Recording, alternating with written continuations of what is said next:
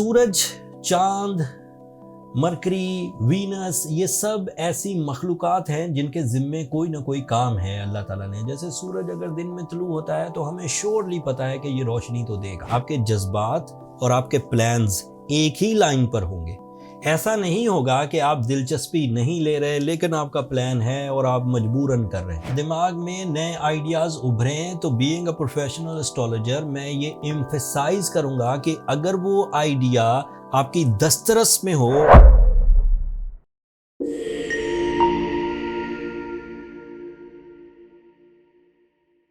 अस्सलाम वालेकुम लिब्राज, मैं हारिस अज़मी प्रोफेशनल एस्ट्रोलॉजर आपकी खिदमत में हाजिर हूँ इस हफ्ते की एस्ट्रोलॉजिकल रिसर्चेस के साथ। ये अक्टूबर के कुछ आखिरी दिन 28 अक्टूबर से और नवंबर की कोई पहली 3 तारीखें 3 नवंबर तक जो निज़ाम शमसी में नई तब्दीलियाँ आएंगी और उनकी वजह से आपकी ज़ात पर कुछ नए चेंजेस, आपकी प्लानिंग में कुछ नई चेंजेस आ सकती हैं, उनकी तफसील बयान करता हूँ। निज़ाम शमसी में जो कुछ भी हो रहा है एज अ मुस्लिम हमारा ये मानना है कि अल्लाह के हुक्म से हो रहा है। एंड अल्लाह के हुक्म को ऑब्ज़र्व करना कि अब क्या चीज़ें हमारे लिए नेमतें जनरेट कर रही हैं, ये भी एक बहुत बड़ा इल्म है। सूरज, चांद, मरकरी, वीनस, ये सब ऐसी मखलूक़ात हैं जिनके ज़िम्मे कोई ना कोई काम है अल्लाह ताला ने। जैसे सूरज अगर दिन में तुलू होता है तो हमें श्योरली पता है कि ये रोशनी तो देगा, ये हीट देगा, एनर्जीज देगा। तो अगर हमने ये ऑब्ज़र्व कर लिया है कि ये हीट देगा, एनर्जी देगा और रोशनी देगा, तो हम ये बिहाइंड द स्क्रीन ये जज कर सकते हैं कि ये अहकामात हैं अल्लाह के, तभी ये दे रहा है। अगर अल्लाह का ये हुक्म ना होता तो ये हीट नहीं दे सकता था, एनर्जी नहीं दे सकता था, रोशनी नहीं दे सकता था। तो कोई सी चीज़ की परफॉर्मेंस को देख कर भी हम ये जज कर सकते हैं कि ये हुक्म खुदाबंदी के तहत ही है, क्योंकि ऐसा नहीं है कि वो खुद कुछ कर जाते हैं, वो ओबे करते हैं। वो मखलूक़ात ओबे करती हैं 100% अल्लाह ताला के ऑर्डर्स को। मैंने ये तमहीद इसलिए बांधी कि मेरे पास जो 2 ख़बरें हैं, 1 नवंबर को नया चांद होगा एंड 2 नवंबर को मरकरी आपके लिए आपके 3rd एंगल पर आ जाएगा। यस, 3rd एंगल पर। सो इन दोनों ही इवेंट्स का, इन दोनों ही वाक़यात का लिब्रा नेचर पर बड़ा गहरा असर होगा। नया चांद इतना पॉजिटिव नहीं है, ये मून इन स्कॉर्पियो कहलाता है, आपके 2nd एंगल पर होगा।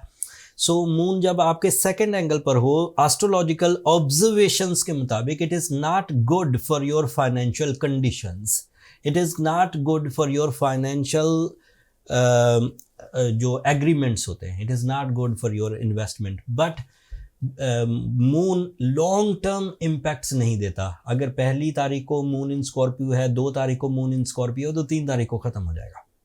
तो 2 दिन आप मोहतात रहिए। कोई चीज़ साइन करनी है तो प्रेजेंस ऑफ माइंड रखिए, डॉक्यूमेंटेशन को प्रॉपर लीगल हैसियत से करिए, कोई भी शॉर्टकट ढूंढने की कोशिश मत करिए। ऐसा सिर्फ आपको 1 और 2 नवंबर को करना होगा and then you are okay. जो दूसरा इवेंट है जो 2 नवंबर को होगा, that is related to Mercury and Mercury is important planet for your believes, for your confidence, for your education, for your communication, for your plannings, for your banking behaviour. आप अपने पैसे जमा कैसे करते हैं, जमा करने के लिए कोशिशें क्या करते हैं। बैंकिंग वो बैंक इदारा नहीं, मतलब आप अपने आप को कैसे चीज़ों को मैनेज करते हैं, आप प्लान्स कैसे बनाते हैं, ये सब मरकरी से related. And mercury is so positive in 3rd house, that means कि आप जो कुछ भी करेंगे उसके फ़ायदे आपको भी होंगे, आपके डिपेंडेंट्स को भी होंगे, आपके रिलेटिव्स को भी होंगे। एंड आपके दिमाग में नए आइडियाज़ उभरने के चांसेस 90% से भी ज़्यादा होंगे। अगर मरकरी सीज़न में दिमाग में नए आइडियाज़ उभरे हैं तो बीइंग अ प्रोफेशनल एस्ट्रोलॉजर मैं ये एम्फसाइज करूँगा कि अगर वो आइडिया आपकी दस्तरस में हो और आप उसे अमली जामा पहना सकें, उसे प्रैक्टिकली परफॉर्म कर सकें, तो उसे ज़रूर करें। It is a favour by the solar system, या 2nd लफ्ज़ों में अल्लाह ताला की तरफ से एक मखलूक का आपको मैसेज है कि आप ये काम कर लें, एंड ये फ़ायदेमंद होता है मोस्टली। फिर आपके थर्ड एंगल पर मरकरी अकेला नहीं है, वहाँ वीनस ऑलरेडी है। एंड मरकरी और वीनस का मतलब ये है आपके जज्बात और आपके प्लान्स एक ही लाइन पर होंगे। ऐसा नहीं होगा कि आप दिलचस्पी नहीं ले रहे लेकिन आपका प्लान है और आप मजबूरन कर रहे हैं।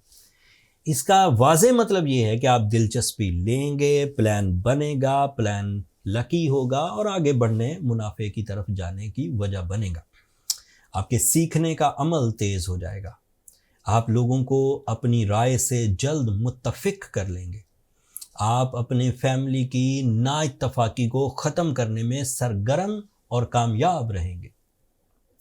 मरकरी और वीनस की ये combination life partnership decisions, perfect proposal and उसका decision, commitments and meritful relationship decisions वो भी मुमकिन, फीलिंग्स का प्लेजेंट होना वो भी मुमकिन। इतने फ़ायदे हैं आपको मरकरी के नए एंगल पर आने से। कुछ और भी एडवांटेजेस हैं जो दीगर प्लैनेट से मुयस्सर आएंगे।